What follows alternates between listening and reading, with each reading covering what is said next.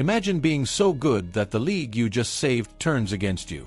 Not with words, not with press releases, but with silence, subtle resistance, and orchestrated obstacles. Caitlin Clark has become more than just a talented rookie or a headline machine. She's a cultural moment. A movement. The WNBA's once-in-a-generation opportunity to catapult itself into the mainstream.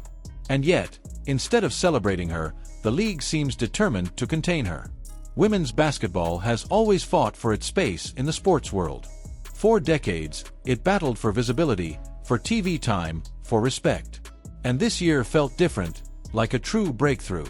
The Caitlin Clark phenomenon wasn't just hype, it was a shift. A lot of people started comparing it to Magic and Bird's arrival in the NBA. That lightning-in-a-bottle moment when everything changed. Magic and Bird didn't just bring fans, they brought a rivalry, a narrative, and a new era. Clark did the same, without a scripted rival, without a league pushing her. She was the spark. But instead of elevating her, the league hit the brakes. Why? That's what Hall of Famer Sue Bird wanted to know.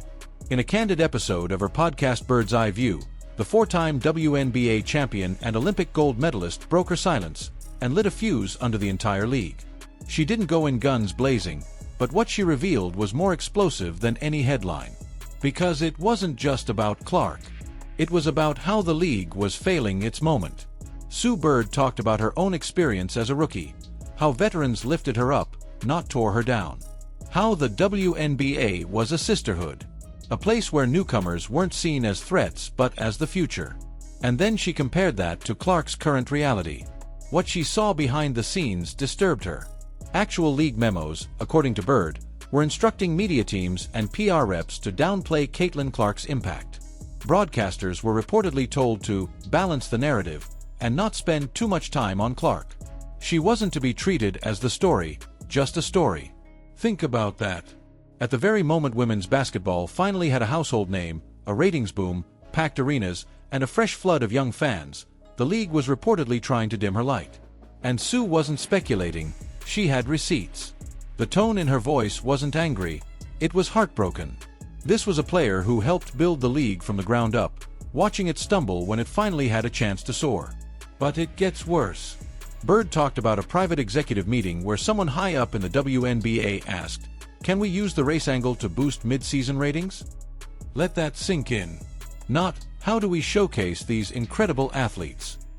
Not, how do we empower this new wave of talent? No. They wanted to manufacture conflict. White versus black, finesse versus toughness, Iowa versus LSU. There was even reportedly a memo titled Racial Arc Storyline Tactics. Actual, bullet-pointed suggestions to position Caitlin Clark and Angel Reese as media foils, not for their skills, but for their skin tone and play style. Things like ice versus grit, split-screen graphics. Dog whistles disguised as storytelling. But this wasn't a rivalry the players wanted. Clark has said it over and over. She respects Angel Reese. She wants the focus to be on basketball. Reese said the same. "I'm here to play, not to be used in a narrative." But the media ran with it anyway. And behind them, it seems the league quietly encouraged it. Why? Because drama sells. Clicks mean engagement. Engagement means ratings. But at what cost? We're watching history unfold. Caitlin Clark becoming the most polarizing figure in the WNBA, not because of anything she did wrong, but because of how the league chose to frame her. She slapped a backboard in frustration during a tough game in May and immediately got a technical foul. That's it. No yelling. No ball throwing. Just a tap. Meanwhile, a veteran like Diana Taurasi can scream at a referee, hurl her warm-up jacket across the court, and walk away without a whistle. You don't need a spreadsheet to see the double standard. Just watch the games. And fans did. Side-by-side clips went viral. The same actions with completely different outcomes. The message was clear. Caitlin Clark would be judged by a different set of rules. And it wasn't just the games. An internal memo leaked on May 10th instructed referees to monitor rookies for unsportsmanlike behavior, naming Clark specifically. In other words, treat her differently. Watch her more closely. Hold her to a stricter standard. It wasn't about enforcing fairness. It was about control. And fans noticed. The support for Caitlin Clark hasn't wavered, it's grown. Her games are the highest-rated broadcasts the league has ever had. Her jerseys sold out nationwide in hours. Children wear number 22 with pride. Parents drive across state lines to see her play.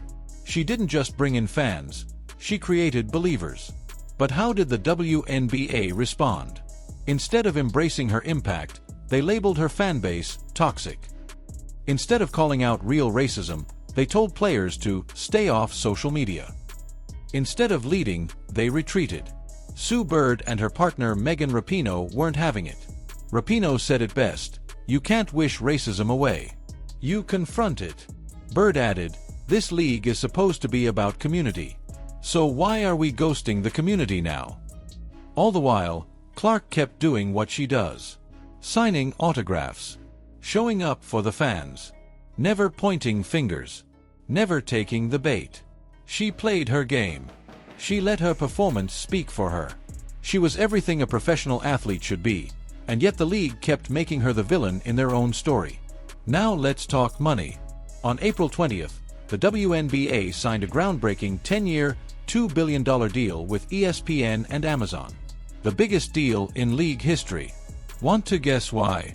Ratings are up 240%. Ticket sales have increased 85%. Caitlin Clark jerseys alone generated over $25 million in sales. She didn't just impact the league, she redefined it. She made the league relevant again. And yet, buried in another internal document was the phrase, safe versus star power. Option A. Build everything around Clark. Option B. Balance the league with rivalries and other storylines. They chose option B. Why? Because they were afraid of giving her too much spotlight. But how do you grow a league by ignoring its biggest draw? You don't. You didn't see the NBA dim LeBron James. You didn't see tennis apologize for Serena Williams' dominance. You build around stars like that. You ride the wave. The WNBA, instead, panicked. They leaned into the drama. They made every hard foul into a headline. Every shove into a subplot. Every dirty look into a rivalry. And the beautiful moments, the record-breaking assists, the clutch three-pointers, the game-winning performances, they barely got mentioned. Because conflict sells faster than greatness. But fans aren't dumb. A poll of WNBA ticket holders showed 42% felt the league was using controversy as a marketing tool. Even sponsors started backing away. Brands delayed campaigns because they didn't want to be attached to what was quickly turning into chaos. And then came the leaked audio. In a May 15th executive meeting, voices behind closed doors clashed. One exec reportedly said, "She's our cash cow, we can't hide her." Another responded, "Clicks from conflict don't build long-term fans." They were arguing over how to market Caitlin Clark. Do you build around her brilliance, or do you keep stirring up drama? Here's the truth. You don't get a Jordan and treat him like a bench warmer. You don't get a Steph Curry and hide him in the shadows. Caitlin Clark isn't the problem. She's the blueprint. And players like Angel Reese, they're not villains. They're competitors. They never asked to be pitted against Clark. They didn't audition for this WWE-style storyline. They wanted to hoop. They wanted respect. And instead, they became pawns in a league-engineered chess game. The league isn't just mismanaging stars, it's scripting them. Turning real women, real athletes, into caricatures for clicks. Turning passion into conflict. Turning inspiration into division. And that's why Sue Bird spoke out. She's a legend. She doesn't need this. She's got her rings, her reputation, her legacy. But she couldn't stay silent. Because what's happening to Caitlin Clark is just the symptom. The real disease is a league afraid of its own potential. Bird called it out. She exposed the memos. She exposed the manipulation. She exposed the racism. And most importantly, she reminded everyone what the WNBA was supposed to be. A league that empowers women, uplifts communities, and celebrates greatness. So now, the spotlight isn't just on Caitlin Clark, it's on the WNBA itself. What kind of league does it want to be? One that fears greatness or one that embraces it? Because Clark isn't asking for special treatment. She's not whining. She's not grandstanding. She just wants to be treated fairly. Judged by her game, not by her headlines. This is the crossroads.